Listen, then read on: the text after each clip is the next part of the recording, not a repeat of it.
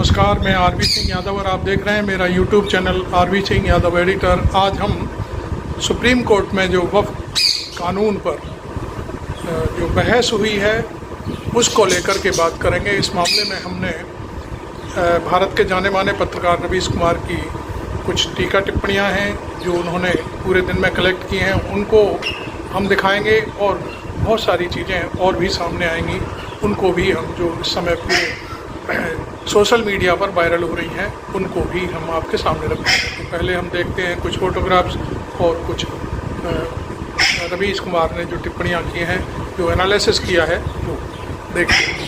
Council में हिंदू सदस्य हो सकते हैं, लेकिन क्या आप हिंदू बोर्ड में किसी मुसलमान को सदस्य बनने देंगे?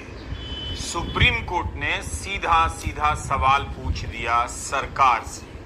आज सुप्रीम कोर्ट में वक्फ कानून को चुनौती देने वाली याचिकाओं पर सुनवाई हो रही थी, जिसे करीब 72 सांसदों, नागरिकों, व्यक्तियों और संगठनों ने दायर किया है। कोर्ट ने कहा कि जब कानून पास होता है तो एडमिशन के स्तर पर कोर्ट कानून पर रोक नहीं लगाता। अब इसकी सुनवाई 17 अप्रैल को होगी, लेकिन सुप्रीम कोर्ट ने आज वक्फ कानून की सुनवाई के दौरान सरकार से कानूनी आधार पर जो प्रश्न पूछे, लगा नहीं कि सरकार के पास कोई संतोषजनक जवाब था। जिस तरह से सरकार संसद के भीतर विश्वास के साथ दावा कर रही थी और अपने सही होने का पक्ष रख रही थी, लेकिन सुप्रीम कोर्ट ने आज उन्हीं सवालों को लेकर जो विपक्ष की तरफ से उठाए गए थे, सरकार को खूब घेरा। केंद्रीय वक्फ काउंसिल में हिंदू सदस्यों को लेकर chief justice Sanjeev Khanna, justice PV Sanjay Kumar और जस्टिस केवी विश्वनाथन ने सवाल पूछे। चीफ जस्टिस ने यह सवाल कर दिया कि आप बताइए, वक्फ काउंसिल में हिंदुओं को सदस्य बना रहे हैं, क्या आप हिंदू बोर्ड में मुसलमानों को सदस्य बनाने की इजाजत देने के लिए तैयार हैं?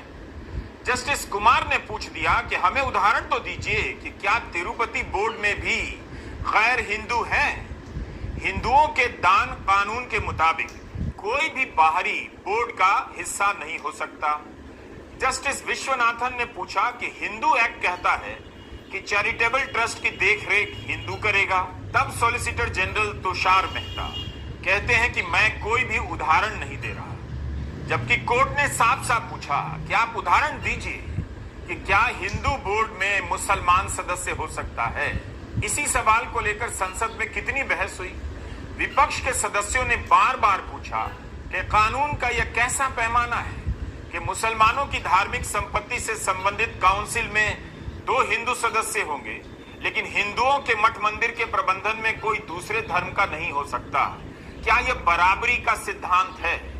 जब वहां नहीं होगा तो यहां क्यों रख रहे हैं? सत्ता पक्ष से दलील दी जाती रही कि वक्फ कर देने के बाद संपत्ति धार्मिक नहीं रह जाती। वक्फ का मामला संपत्ति का है, धार्मिक नहीं है, ये कहते रहे, जबकि विपक्ष कहता रहा कि यह धार्मिक मामला है। जिस तरह से कानून हिंदुओं के धार्मिक मामले में होने चाहिए, वैसा ही कानून मुसलमानों के धार्मिक मामले में होने चाहिए। तो सरकार की तरफ से कहा जाता रहा कि वक्फ का मामला धार्मिक नहीं है। 17 अप्रैल को देखना है कि सरकार गैर मुस्लिम सदस्यों के बारे में अदालत को अपने जवाब से संतुष्ट कर पाती है या नहीं। याचिकाकर्ताओं की तरफ से वरिष्ठ वकील राजीव धवन, कपिल सिब्बल, अभिषेक मनु सिंघवी, चंद्र उदय सिंह और हुजैफा अहमदी दलील पेश कर रहे थे। कपिल सिब्बल ने कहा कि वक्फ कानून संविधान के अनुच्छेद 26 का उल्लंघन करता है। यह अनुच्छेद हर धार्मिक समुदाय को अपने धार्मिक मामलों का प्रबंधन करने की स्वतंत्रता देता है। तब सरकार कैसे तय कर सकती है कि वक्फ केवल वही कर सकता है जो पिछले 5 साल से इस्लाम का पालन कर रहा है? राज्य कैसे तय कर सकता है? राज्य कौन है तय करने वाला कि मैं मुसलमान हूं या नहीं और इसलिए वक्फ बनाने के योग्य हूं या नहीं? अगर मैं जन्म से मुसलमान हूं तो मैं क्यों करूंगा? जो मेरा पर्सनल कानून है वही तो लागू होगा।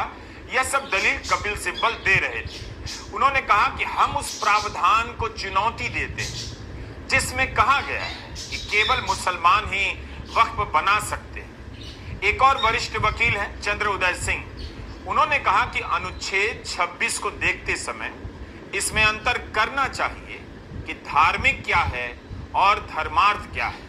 हुजैफा अहमदी ने कहा कि वक्फ कानून की धारा 3R इस्लाम के पालन पर जोर देती है, इससे उनका मौलिक अधिकार प्रभावित होता है। राजीव धवन ने कहा कि इस्लाम की जो अपनी व्यवस्था है उसके खिलाफ है यह कानून। अभिषेक मनु सिंघवी ने अनुच्छेद 32 पर जोर देने की बात की, कहा वक्फ कानून इसलिए बनाया गया है कि लोग सरकारी अधिकारी के पास दौड़ते रहें। सरकार की तरफ से सॉलिसिटर जनरल तुषार मेहता कहते रहे कि कानून पर विचार विमर्श हुआ है, संसद की संयुक्त समिति बनाई गई है और कितने लाख लोगों के सुझाव मांगे गए, सब पर विचार हुआ, उसके बाद कानून लाया गया जो इस वक्त कोर्ट के सामने पेश है, जिस पर सुनवाई चल रही है।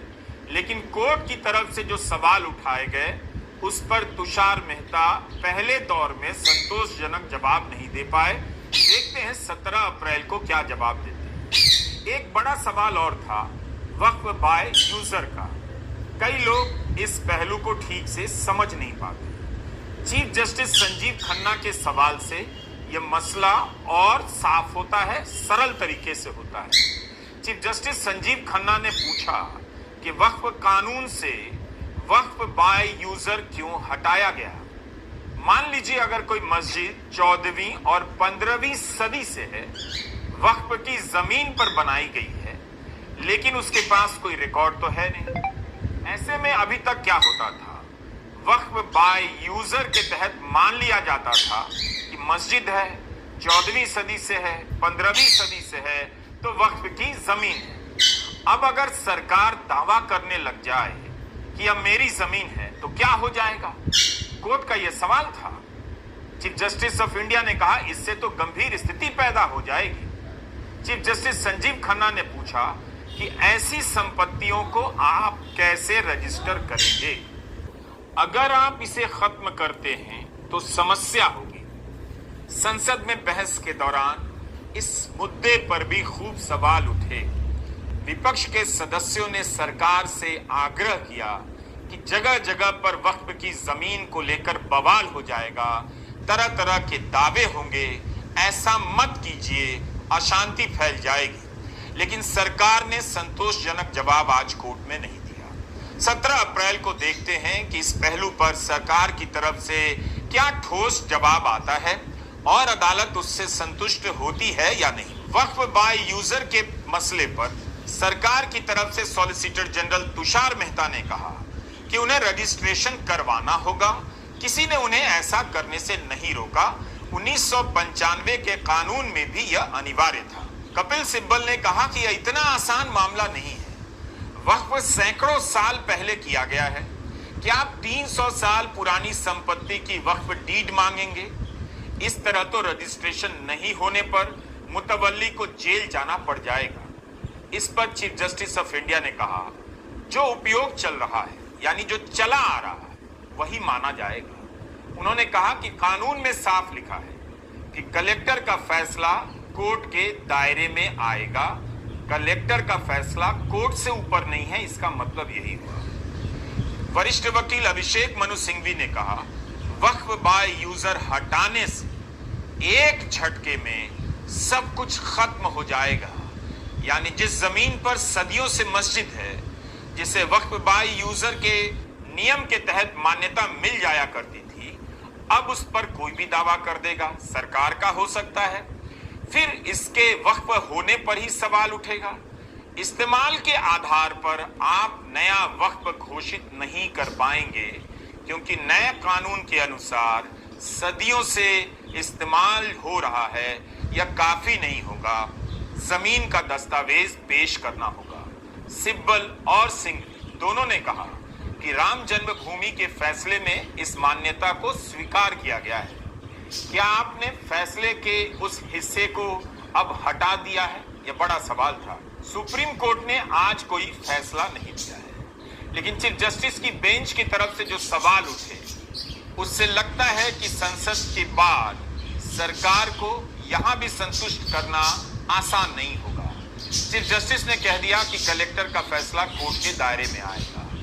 इस पर कपिल सिब्बल ने वक्फ कानून को चैलेंज करते हुए कहा कि इसमें सरकार का अफसर होगा, यही अपने आप में असंवैधानिक है। सरकार यह घोषित कर सकती है प्रॉपर्टी उनकी है, लेकिन इसकी कोई समय सीमा नहीं।